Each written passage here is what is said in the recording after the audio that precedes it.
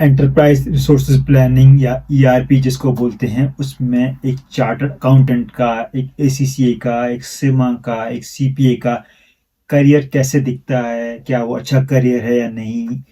काफ़ी लोगों ने मुझसे पूछा है कि सर मुझे आपका जो है ऑडिट में आर्टिकलशिप नहीं मिल रही, तो क्या मैं ईआरपी में चला जाऊं। मैं बात करूंगा ईआरपी क्या है और बाकी सारी चीज़ें बात करूंगा इस वीडियो के अंदर। तो एक डिटेल्ड वीडियो है। इस वीडियो को बनाने का मकसद ये है कि आपको गाइडेंस दी जाए कि क्या वो करियर पाथ आपके लिए रेलेवेंट है, क्या वो करियर पाथ आपके सी ए सी सी से मैच करता है, और उसकी क्या वर्थ है जॉब वाइज, सैलरीज है। वो तो एक कॉम्प्रिहेंसिव वीडियो है। आई वुड लाइक कि आप उसको पूरी देखें, दोस्तों के साथ शेयर करें जो अभी इस डिसीजन मेकिंग प्रोसेस में है, और लाइक करें, कमेंट करें, सब्सक्राइब करें, और जितना प्यार दे सकें उसके लिए बहुत बहुत शुक्रिया। ठीक हो गया। तो हम बेसिक से बात करेंगे ईआरपी क्या है, देन उसमें बिल्डअप करूंगा कि आगे क्या बात करनी है। ठीक है। तो ईआरपी जिसको बोलते हैं वो है एंटरप्राइज रिसोर्सेज प्लानिंग। ईआरपी कोई ऑडिट का काम नहीं है, ईआरपी कोई एडवाइजरी नहीं है, it's a consultancy. Basically when you are in the department ERP की, तो आप एक कंसल्टेंट बनते हो इवेंचुअली, जिसको ईआरपी कंसल्टेंट आप बोल सकते हो फर्म्स के हवाले से। किसी कंपनी में हो गए तो फिर ERP manager etcetera. So ERP is that. अच्छा, ERP is kind of software linked field के, उसमें आपको बिजनेस प्रोसेसेस को लिंक करना होता है थ्रू एप्लीकेशंस। आपको समझना पड़ेगा बिजनेस कैसे रन होता है, उसकी एप्लीकेशंस क्या क्या हैं, उसके इंटरफेस क्या क्या हैं, उसको लिंक करने की बात होती है। तो वो ईआरपी का काम वहाँ पे आता है। लेट्स से एक फंक्शन है आपका, जो एम्प्लॉयज को पूरा डाटा मॉनिटर कर रहा है, लेट्स एचआर का काम लिंक्ड है। देन आपके अकाउंटिंग से पैसे निकल रहे हैं तो वो भी लिंक्ड है। बैंकिंग का सिस्टम लिंक है क्योंकि ट्रांजैक्शन या सैलरी वहाँ से निकल रही है, एक्सेट्रा एक्सेट्रा। तो कहने का मकसद ये है कि ERP links up everything. It sets out the whole flow of transaction within a business की। यार अच्छा ठीक है, मेरा बिजनेस पूरा इंटीग्रेटेड है, well integrated through systems. And ERP का काम जो होता है वो इस चीज़ को इंश्योर करता है कि you have sufficient infrastructure in place कि आपका बिजनेस रन कर सके। ठीक है। मैं कुछ एग्जांपल्स दूंगा। मैं अभी सी इसकी बात नहीं कर रहा, मैं उस पर भी आऊँगा आर्टिकलशिप के हवाले से, क्या ये अच्छा है क्या बुरा है। बट मैं अभी जेनरिक ईआरपी की बात कर रहा हूँ ताकि आपको आइडिया मिले ईआरपी होती क्या चीज़ है।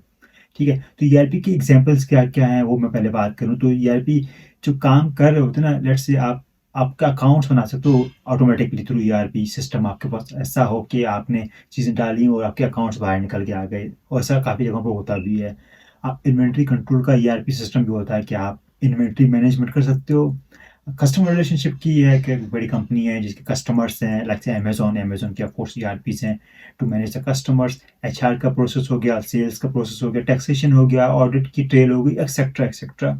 सो बहुत सारी चीज़ें जो ईआरपी हेल्प करता है to enable to deliver in a very smooth and efficient way. तो काफ़ी काफ़ी हेल्प होती है।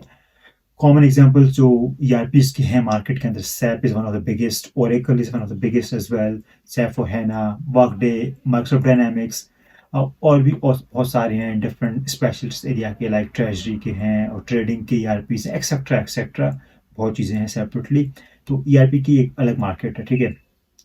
तो अब पहले बात करें ईआरपी और अकाउंटिंग में डिफरेंस कहाँ पे आता है, क्या ईआरपी एक ईआरपी का रोल क्या है किसी भी कंपनी के अंदर या किसी भी फर्म के अंदर।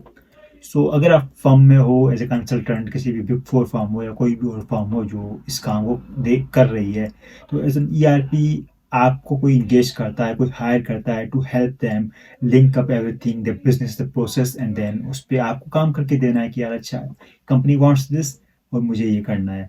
सिमिलरली अगर आप किसी कंपनी के अंदर हो, तो आपको कोई सीएफओ बोलेगा या कोई फाइनेंस मैनेजर बोलेगा या कोई भी प्रोग्राम होगा, बेसिकली आपको ये बोला जाएगा कि यार आप सब कुछ मुझे इंटीग्रेट करके दो, मुझे सब चीज़ें मिक्स मिला के दो, मुझे डैशबोर्ड बना के दो, एक्सेट्रा एक्सेट्रा। बेसिकली आपको इसलिए एंगेज किया जा रहा है कि you are expert in smoothening the process. ठीक है। तो उसमें ये है कि आप अगर एज चार्ट अकाउंटेंट एसीसी या फाइनेंस के जो प्योर बंदे थे, तो आपका वो finance skills are not entirely relevant. ERP का काम जो है वो है कि आप वो सामने वाला बंदा जो आपको बोल रहा है एज सीएफओ, वो फाइनेंस का बंदा है, उसको काम चाहिए, वो आपको बोलता है यार आप करके दो मुझे। But you are not the decision maker authority in the company कि यार मैं अपनी तरह से प्रोजेक्ट बनाऊँ। कि आपका जो काम होगा that will be derived by somebody else, किसी और फंक्शन में होगा, एचआर का काम होगा, आईटी का काम होगा, या आपका फाइनेंस का काम होगा। You will be asked to help them. So decision making authority is you live the business part जो काम कर रहे होते हैं। तो एज ए फाइनेंस प्रोफेशनल, जैसे अकाउंटेंट्स की बात करते हैं, चार्ट अकाउंटेंट्स, एसीसी एक्सेट्रा, आप है फाइनेंस प्रोफेशनल्स। बट अब अगर आप इस फील्ड में होते हो तो आपके पास वो अथॉरिटी नहीं रहती इन द लॉन्ग रन। जब आप इंडस्ट्री में जाओगे आपका काम डिलीवरी पे रह जाएगा, क्या मुझे डिलीवर करना है चीज़ों को the way somebody wants it. मेरा अपना डिसीजन मेकिंग नहीं है कि मैं, अच्छा मैं ये नया प्रोजेक्टर हूँ, मैं ये करूँ वो करूँ। That authority usually goes away. But having said that, आपका consultancy is a big field. ऐसा नहीं कि consultancy is small field. SAP, इनकी कंसल्टेंसी आर क्वाइट बिग, जिस पर मैं बात करूँगा अभी थोड़ी देर में जॉब्स के अंदर। लेकिन इंडस्ट्री वाइड अलग है, firm wide of course you can grow as a consultant and then you can do a lot more there. अच्छा, अब सवाल आता है कि ईआरपी के बाद अपॉर्चुनिटीज़ क्या हैं। तो इसको हम लोकल और इंटरनेशनल मार्केट में हम ब्रेक करेंगे ऑफ कोर्स। तो लोकली बात करें, जैसे मैंने बात की systems everybody use like SAP, Oracle, या आपका जो है सैफो है ना, Workday, Microsoft Dynamics, team Tally, या कोई सी बात करें, they are some kind of integrated software.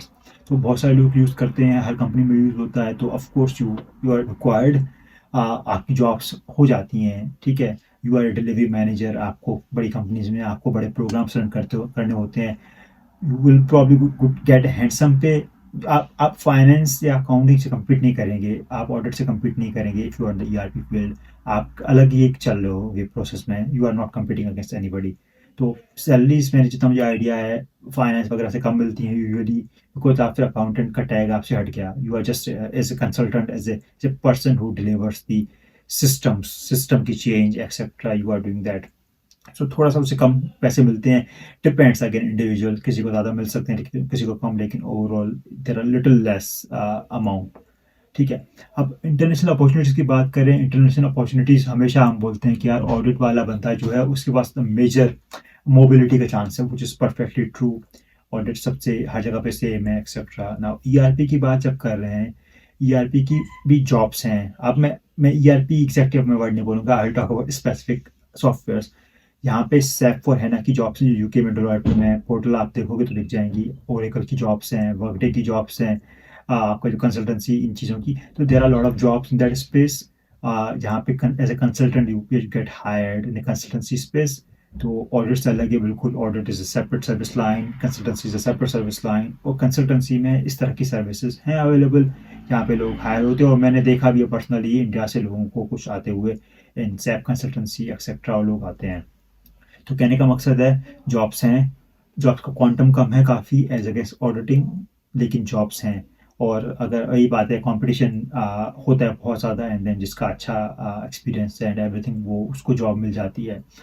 देखो यहाँ पे बात यह है कि आईटी प्रोफेशनल्स इंडिया में बहुत ज़्यादा हैं, पाकिस्तान में भी हैं एक अच्छी हद तक, और बाकी जगहों से भी अप्लाई करते हैं। तो limited positions, lot of competition, उसमें बेस्ट बंदा भी वो भी होता है, इसका बहुत अच्छा एक्सपीरियंस हो, बहुत अच्छी स्किल्स हो एक्सेट्रा, वो ही कामयाब हो पाता है और बाकी नहीं हो पाते। तो कहने का मकसद, अपॉर्चुनिटीज़ हैं लेकिन कम है as against audit. That's why लोग जो है ना ऑडिट प्रेफर करते हैं। तो मैं जॉब पर्सपेक्टिव को कंक्लूड करूँ, ईआरपी आपके फाइनेंस की जॉब नहीं है, that's something business process. Basically as a business आप वहाँ बैठे आप बिजनेस समझ रहे हो, बिजनेस को इंटीग्रेट कर रहे हो, बिजनेस को डिलीवर कर रहे हो विथ स्टेक होल्डर्स।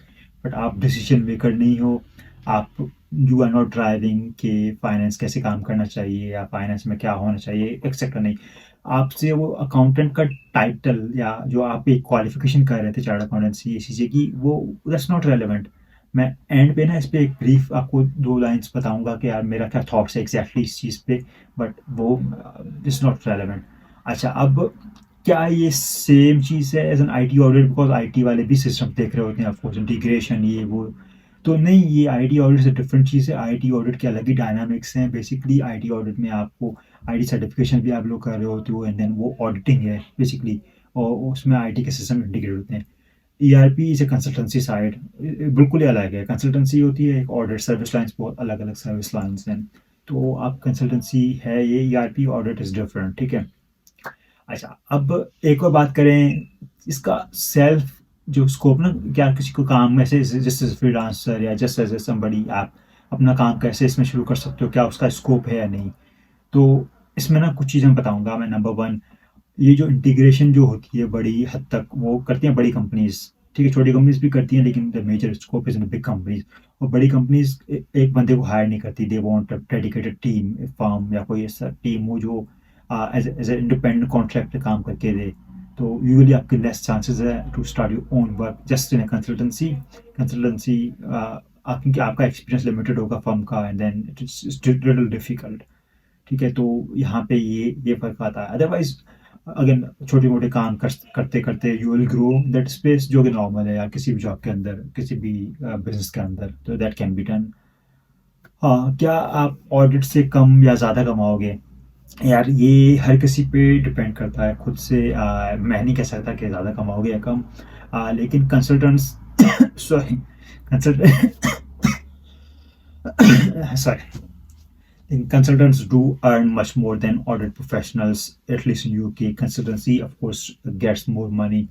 बड़ी फर्म्स हैं जो मैकेंसी है, आपका जो है बेन एंड कैपिटल है, और then I think BCG, Boston consulting group etcetera, these are consultancy firms. और बाकी फर्म्स बिग फोर भी करती हैं like Deloitte consulting etcetera. So consultants get much more money than auditors in all spheres.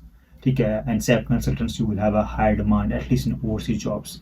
मैं again firms की बात कर रहा हूँ कि कंसल्टेंट्स अर्न बिग मनी, तो आपके लिए जॉब जब मिल जाती है अगर यहाँ पे, तो of course you are probably going to get a little more than auditors. बाकी आपकी इंडस्ट्री के अलग ही डायनामिक्स हैं। और ये मैं यूजुअली स्टार्टिंग रोल्स की बात कर रहा हूँ। In the long run of course you have to grow yourself. Last चीज़ एंड मोस्ट इम्पॉर्टेंट थिंग कि क्या ये एक्सपीरियंस जो आपने लिया है ERP का या सॉफ्टवेयर्स का इंटीग्रेशन का, क्या ये रियली आपकी फील्ड से अलाइन करता है, क्या इसकी वर्थ है या नहीं है, क्या इसका इम्पैक्ट है स्टडीज़ पे। ठीक है, तो मैं अगेन ERP को समराइज़ करूँ पहले, तो ERP की जो फील्ड है या सॉफ्टवेयर्स की जो फील्ड है, ये वो फील्ड है जिसमें अकाउंटिंग नॉलेज की ज़रूरत नहीं है एज सच। ये फील्ड इंश्योर करती है कि आपको बिजनेस समझ आता है कि बिजनेस कैसे रन हो रहा है, उसकी डिफरेंट प्रोसेसेस क्या हैं, उसकी इंटीग्रेशन कैसे है, उसके सिस्टम्स क्या हैं, उसमें क्या डाटा जाता है, उसमें क्या रिपोर्ट्स चाहिए। आप बहुत सारे लोगों के साथ काम करोगे और आप उनको डिलीवर करके दोगे बहुत सारी चीज़ें। अकाउंटिंग की नॉलेज कहाँ पे काम आएगी? प्रॉब्ली एग्जैक्टली कहीं पे काम नहीं आएगी। आपको ठीक है समझ आता है अकाउंटिंग कैसे काम करती है, बट आपको कोई एप्लीकेशन करने की ज़रूरत नहीं पड़ेगी। तो नंबर वन, स्टडीज़ में आपको ऑफ कोर्स इशू होंगे थोड़े बहुत कि आपका अकाउंटिंग आप कोर कहीं पढ़ नहीं रहे, कहीं अप्लाई नहीं कर रहे, आप ऑडिट नहीं कर रहे, आप टैक्स नहीं देख रहे, एक्सेट्रा एक्सेट्रा। सो स्टडीज़ में इश्यूज होंगे ऑफ कोर्स। लेकिन अगेन स्टडी होती है, आप बुक्स पढ़ के भी पास कर सकते हो। एक तो ये बात हो गई। अब रियल लाइफ में अगर आपने अपने 3.5 साल ERP की इस फील्ड में लगाए, आपने फिर डिसाइड कर लो पहले, लाइक लिटरली अगर आप इस फील्ड में जा रहे हो कि यार आपको ये करियर बनाना है, आपको अकाउंटिंग नहीं चाहिए, आपको फाइनेंस नहीं चाहिए, क्योंकि ERP is nothing like that. ERP is just a different field all together. ये अकाउंटिंग फाइनेंस से कहीं से लिंक नहीं है। तो एक सवाल ये पूछा जाता है कि यार बिग फोर फर्म जो अकाउंटिंग फर्म्स हैं, ऑडिट फर्म्स हैं, क्या वो ERP CA के ट्रेनिंग्स को क्यों ऑफर करती हैं? तो भाई उनका बिजनेस है, ठीक है, उनको बिजनेस रन करना है, your cheap labour, truth be told. So अगर वो बंदे हेयर केस में डाल सकते हैं, आप व्हाई नॉट? तो this is just take care कि आपको क्या करना है। अगर आपको ये काम अच्छा लगता है, समझ आता है, आपको लगता है कि I will be interested, go for it. पर आपको लगता है कि मुझे ERP के बाद मुझे फाइनेंस फील्ड में ट्रांसफ़र करना है, मुझे अकाउंटिंग करनी है, मुझे ऑडिट करना है, तो there's no purpose of going there। ठीक है, आपने 6 महीने 1 साल कर लिया थोड़ा एक्सपीरियंस के लिए, ऑल गुड। बट आप ऑडिट में रहो, आप फाइनेंस में रहो, आप अकाउंटिंग में रहो और वहाँ पे ग्रो करो। क्योंकि जब आपने इस करियर पाथ पे चले गए ना, तो आप कंसल्टिंग की साइड पे, एक सिस्टम कंसल्टिंग की साइड पे, एक ERP कंसल्टिंग की साइड पे, आप अकाउंटेंट या ऑडिट की साइड पे नहीं रहे फिर। तो वहाँ पे फिर आपके करियर पाथ वो डाइवर्ट हो जाते हैं। तो if I would recommend somebody in the end कि यार आपको ERP में जाना चाहिए नहीं, तो इफ़ आई से कि यार अगर आप चार्टर्ड अकाउंटेंट हो, ACCA हो, सिमा हो, आपका फोकस था कि यार मुझे अकाउंटिंग, इसलिए आप इस फील्ड में आए थे, राइट? ERP तो कोई भी कर लेगा, कोई भी ग्रेजुएट भी कर सकता है, ठीक है। अगर आप इस फील्ड में आए थे for accountancy purpose, there is no purpose of going to the ERP field. ठीक है, इवन तो पैसा आपको मिल जाएगा, आप अच्छे भी कमा लोगे, कंसल्टेंट बन जाओगे, बट क्या आप उस लिए फील्ड में आए थे CA की या ACCA की? नहीं, आप आए थे कि आपको अकाउंटिंग, फाइनेंस, टैक्सेशन, इनमें चीज़ों में पढ़ना है, इसको समझना है, etcetera. So that's my recommendation कि I would personally not prefer ERP for myself, क्योंकि मेरा इंटरेस्ट नहीं है उस चीज़ में। बट अगर आपको पसंद है तो वाई नॉट। चलो यार, thank you so much, I hope this is helpful. पसंद आए तो लाइक, कॉमेंट, शेयर और रिंग जो बेल बटन होता है वो भी दबाइएगा। Thank you so much, bye.